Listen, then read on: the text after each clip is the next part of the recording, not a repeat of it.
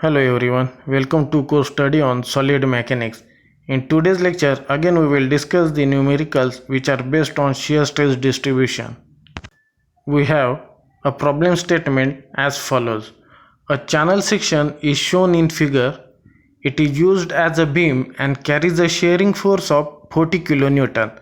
Obtain the maximum shear stress and draw shear stress distribution diagram over the depth of the section.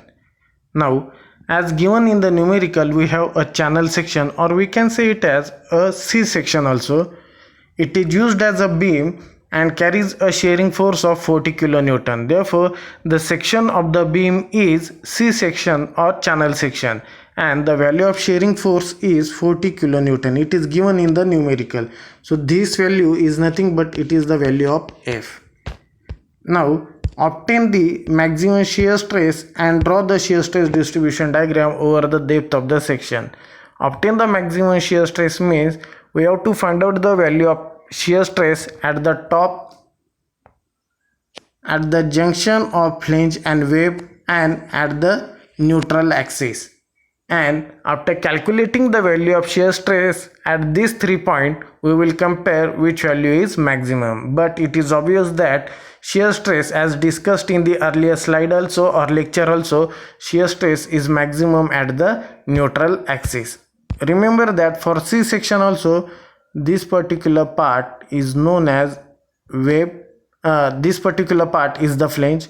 This vertical is nothing but it's a web, whereas this particular part is again a flange, and this C section is symmetrical about XX axis. Therefore, we can directly find out the value of Y bar. Therefore, Y bar is equal to total depth divided by 2. Total depth is this 130 plus 10 plus 10 means 150. So the total depth is 150 divided by 2. So it is equal to 75 mm.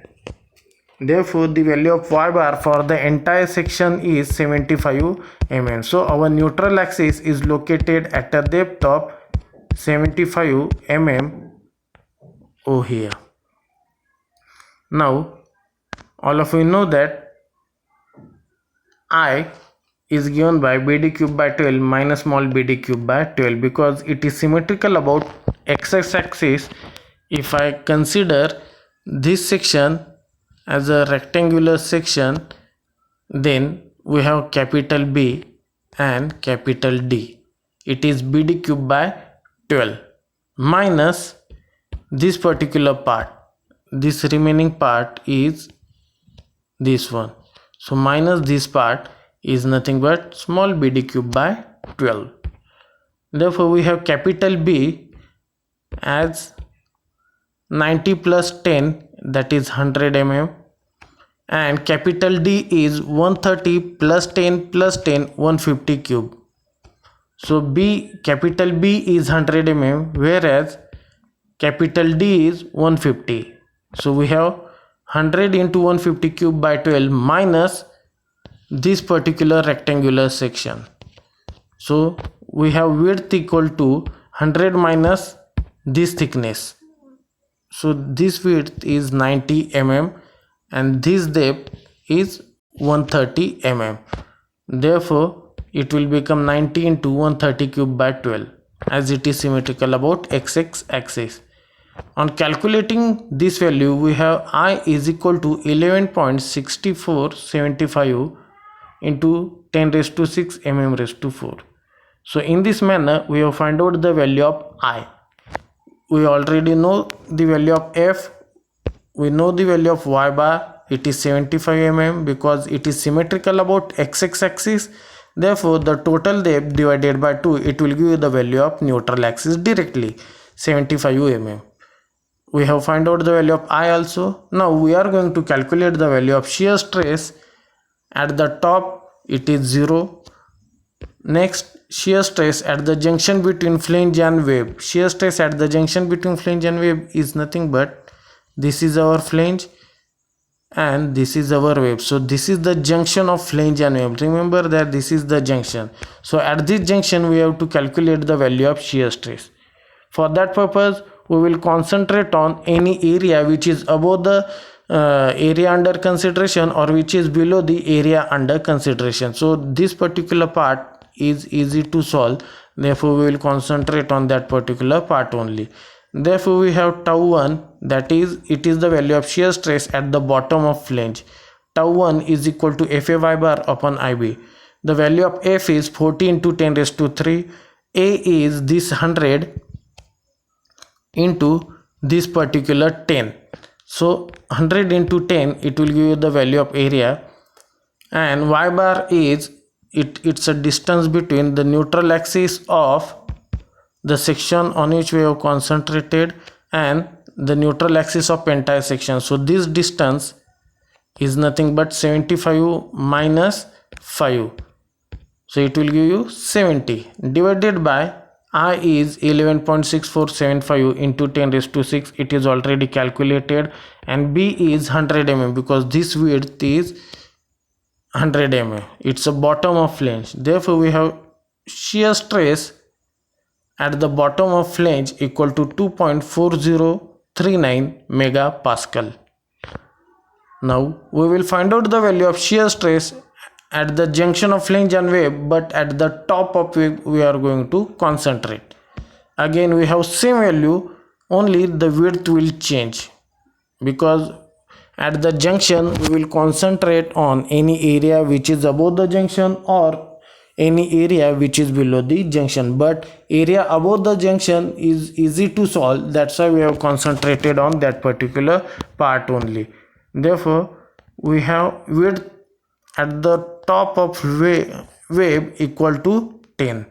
On putting this value, I have shear stress equal to 24.039, means it is the value of shear stress at the top of wave.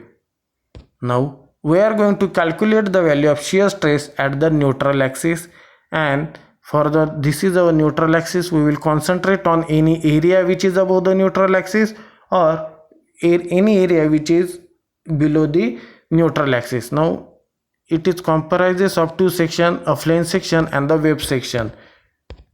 The value of F is 40 into 10 raised to 3. The value of web section is area is 65 into 10 and its y bar is 32.5. In the same manner, plus for the top flange we have area 100 into 10 into 70 is nothing but it's the y bar upon I 11.6475 into 10 raised to 6 into 10, because the thickness of the web is 10 mm. Therefore we have tau 3, it's a value of tau 3 at the neutral axis. Shear stress will be 31.288 mm. So in this manner we have determined the value of shear stresses at the key point, that is at the top, at the bottom, at the junction of flange and web, and at the neutral axis. So this is the value of tau 1, tau 2 and tau 3. Remember that at the neutral axis we have a maximum value of shear stress. So in the next lecture in the next slide we will discuss about the concept of shear connector. Now what is shear connector? When two or more parts are required to be connected by means of bolts, screws or nails to prevent the relative motion between them, then the connectors are called as shear connector. Remember that in case of shear connector, the longitudinal shear along the shearing surface are registered by the shear connector. Now from figure you can see a I section of wooden beam. Okay, this is the flange and this is the web. The flange and web of the wooden beam are connected by means of a nail. So this is a nail. So the relative motion or the relative motion between a flange and the web can be prevented by using a nail. So it is known as the shear connector. So what is shear connector? It is a connector when two or more parts are required to be connected by means of bolts, screws or nail to prevent the relative, very important one, to prevent the relative motion between them, then the connectors are called as shear connector, and the longitudinal shear can be resisted by those connector. Now we will discuss about the design steps of shear connector. So first of all we will consider the concept of shear flow. What is shear flow? It is the longitudinal force per unit length transmitted across the section. Is the longitudinal force per unit length transmitted across the section is nothing but is the shear force, and therefore the horizontal shear per unit length, that is the shear flow, can be given by Fay bar upon Ib, just like a value of shear stress. The second step is we have to determine shear force at each connector. In the first step we have determined the value of horizontal shear per unit length. In the second step we have to determine the shear force at each connector, and it is denoted by F, which is equal to horizontal shear into spacing or pitch. Now what does pitch mean? Pitch is nothing but it is the center to center distance between two consecutive nails, screws or bolt is nothing but a pitch. So shear force at each connector can be given by horizontal shear into spacing or pitch.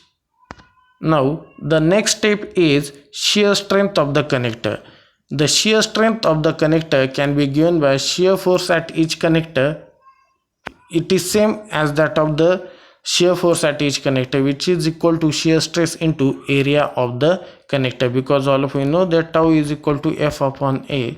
Therefore F is equal to tau into A, that is shear stress into area of the connector. And all of you know that how to calculate the value of shear stress. It is Fay bar upon Ib, and area of connector is nothing but it's the area of bolt or area of the nail or area of the screw also.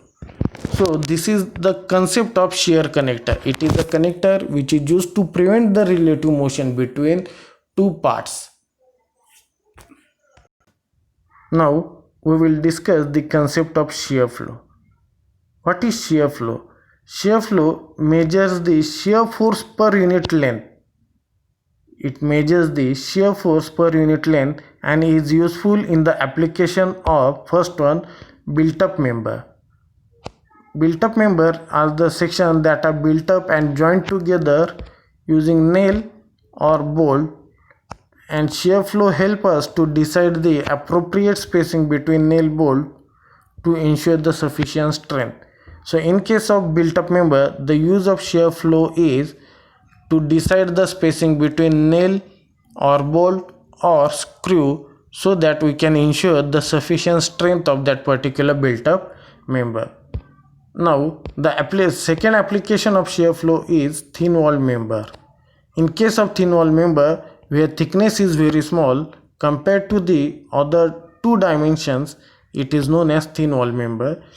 In that case, shear flow help us to determine the shear force distribution in each portion of the cross section and necessary to work out the shear center. In case of thin wall member, the concept of shear flow help us to determine the shear force distribution in each portion of the cross section and is necessary to work out the shear center. Therefore mathematically shear flow can be given by Fy bar upon I only. Here it is, we have not concentrated on B, that is width of the section. Therefore it is similar to shear stress, only width B is eliminated in this particular formula. So this is all about the concept of shear connector and concept of shear flow. Here it is, we have completed our unit number 3rd. So we will stop here. Thank you.